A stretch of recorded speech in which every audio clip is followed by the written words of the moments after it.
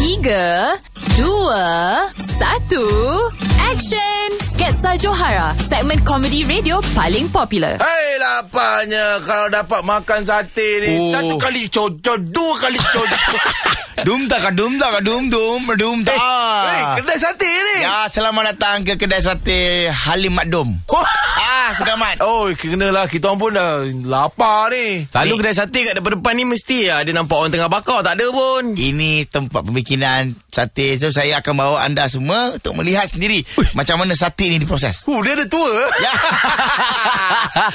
Ke restoran sate? Tak, bukan restoran. Apa tu? Ke kilang sate. Kilang. Yes. Kalau saya buka kedai, saya order kat sini boleh lah. Order sini boleh. Oh, macam tu.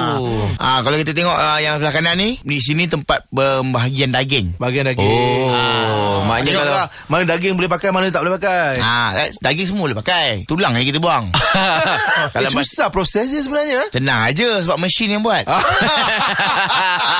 Okey, seekor tu boleh dapat berapa cucuk sate? Lebih kurang 400 cucuk. Wah.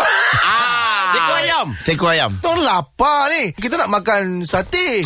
Silakan. ada pun tempat duduk. Alah. Okey, saya nak sate. Ayam 20 ni. Ayam 20, daging 20 lah. Kalau nak ayam, daging ni dah biasa common sangat. Okey lah, 5 rusa, 1 cocok untuk daging ni lah.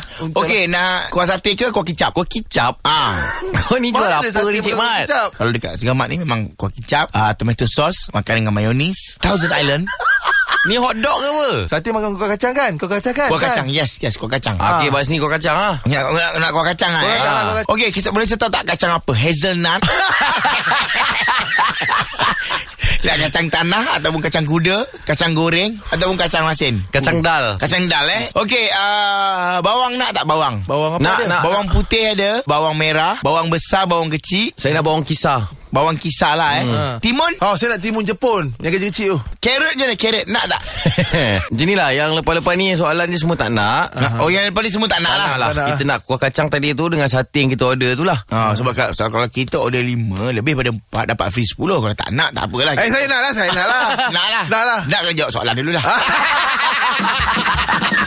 Sketsa Johara, segmen komedi radio paling popular di Anugerah Lawak Warna pada 7.05 minit pagi dan 9.05 minit pagi.